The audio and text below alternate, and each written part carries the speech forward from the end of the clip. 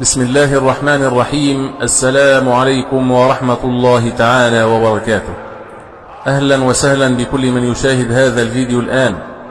أسأل الله تبارك وتعالى أن تكون هذه اللحظة التي فتحت فيها هذا المقطع لحظة خير وبركة في حياتك، وأن يجعل أيامك القادمة مليئة بالفرح والطمأنينة.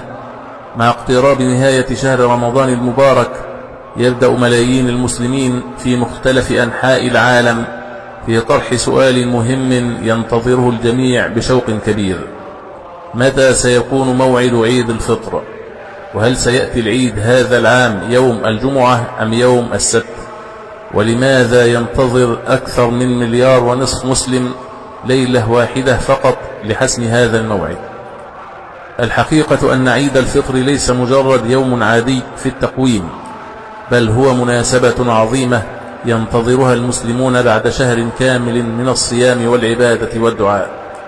إنه يوم الجائزة والفرح الذي وعد الله به عباده الصائمين، ولذلك يترقب الناس في كل عام إعلان موعده بشغف كبير، وتتابع العائلات الأخبار والتقارير الفلكية والبيانات الرسمية لمعرفة اليوم الذي يحتفل فيه المسلمون بهذه المناسبة المباركة.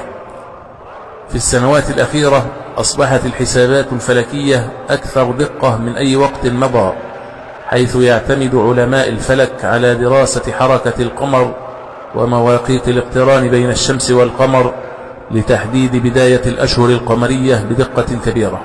هذه الحسابات تتيح للعلماء توقع موعد ولادة الهلال وإمكانية رؤيته في مناطق مختلفة من العالم، وهو ما يساعد في إعطاء تصور مبكر لموعد بداية شهر شوال.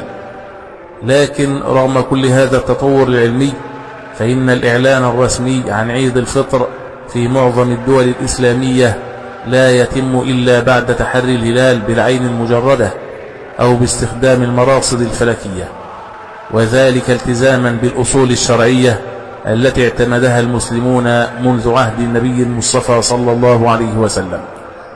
ولهذا السبب ينتظر المسلمون ليلة مهمة تعرف باسم ليلة الشك، وهي الليلة التي يتم فيها تحري هلال شهر شوال لتحديد ما إذا كان رمضان سيكمل 30 يوما أم سيكون 29 يوما فقط.